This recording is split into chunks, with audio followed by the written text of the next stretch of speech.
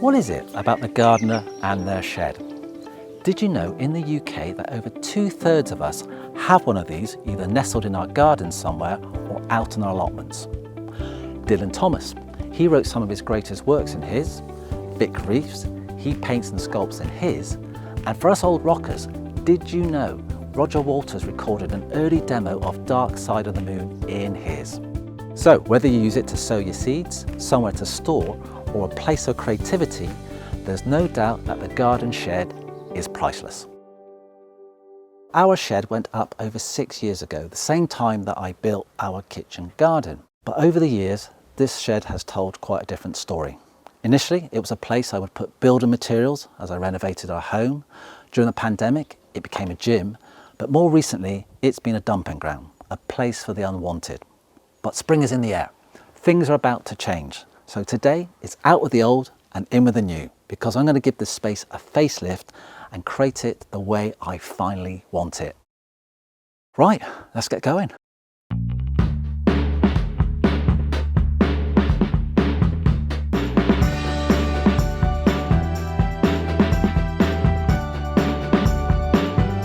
Okay, so most of the items are out of the shed. It's not entirely cleared, but there's enough space for me to work around it.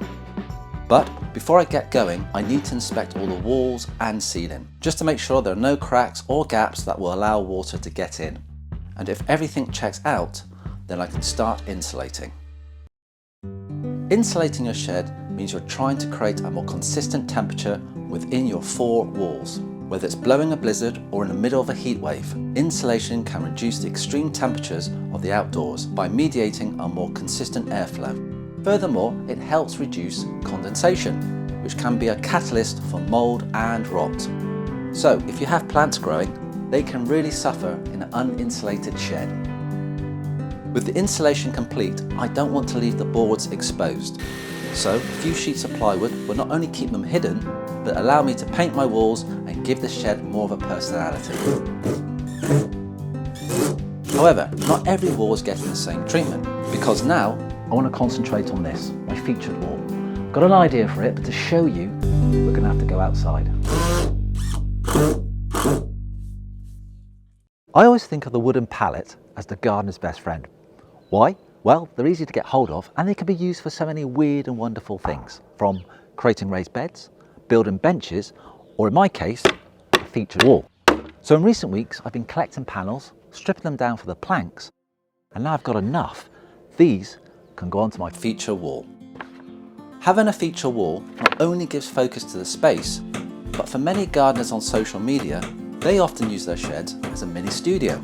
Therefore, by creating a backdrop that reflects you and what you want to say, can really help lift your video or photo shoot.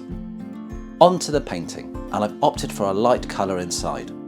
Sheds can be dark places, so by going for an off-white, it'll help the natural light to bounce around, making my shed feel bright and airy. As I've been pulling things out of the shed, I've uncovered so many weird and wonderful things. For example, half a wooden door. Now, the reason for that is I was renovating our house. We had this warped door. I took it down, I cut it in half. Half of it I turned into a table, but with this half, I reckon I can do something with it. And that's the joy about sheds. You don't need to spend a fortune on them. Recycle, reuse, repurpose. Right, let's get back to work. And we're on to the best part, fitting up the shed. From Dad's old workshop shelves to a wonky kitchen table, they're all getting a new lease of life.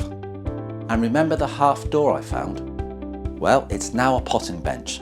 Hinged to the wall and supported by an old broom handle, this can be lifted into position when there's sowing or potting to be done. There's a place for my tools, a place for storage, and of course the few added personal touches to my feature wall. Now it's finished, and I couldn't be happier. It's light, it's airy. I've got space now I can move around in. I've got somewhere I can pot up my plants, a place to hang my tools. So if it's something you're thinking about doing this spring, do it. Get into that shed, rediscover those lost treasures, and use them to upgrade your space.